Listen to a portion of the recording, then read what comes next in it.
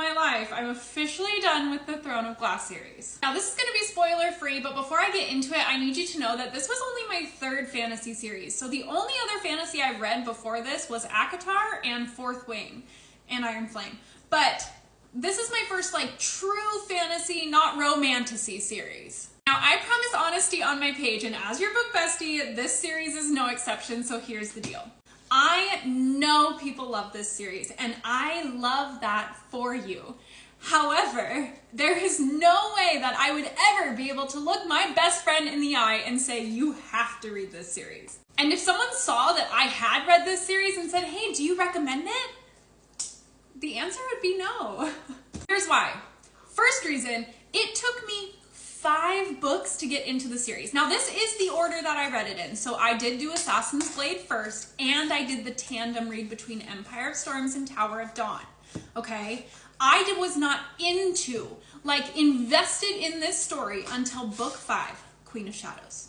Now the last 3 books were good, but they didn't make the rest of the series worth it for me. Now you might have seen my Watch Me reads and been like, ma'am, it looks like you enjoyed the books. Now don't get me wrong, it's not that I disliked them. There are definitely things in this series that I did enjoy.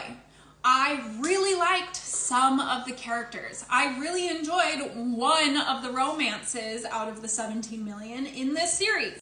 I also loved that, you know, these books that I found very boring and insignificant ended up being very important to the end of the story. I liked that piece of it. However, I know that this series was not for me because by the time I got here to the last 3 books, I was so excited for it to be done.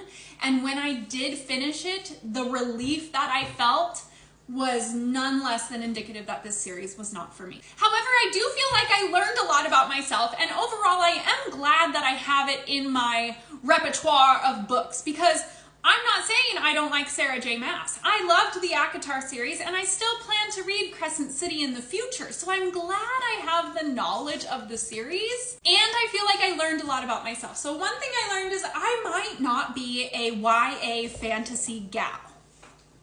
I really like romantasy, and I like romance, and the romance in this series did not do it for me.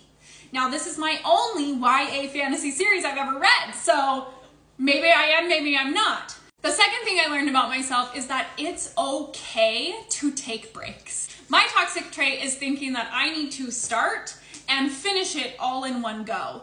And this series was very heavy. So I learned that it's okay to take a break, go to a palate cleansing book, and then come back with a new mindset.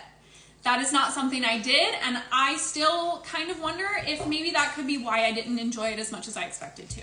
So overall, I'm gonna give the series a 3.5-star review. I was really hoping for more. I don't know if it was my expectations and the hype that really just threw me off. I don't know if maybe this is just not my genre.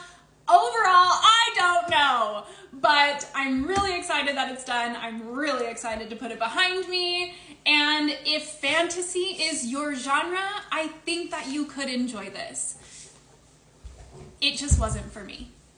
And that's okay. We all have different preferences, and it's okay.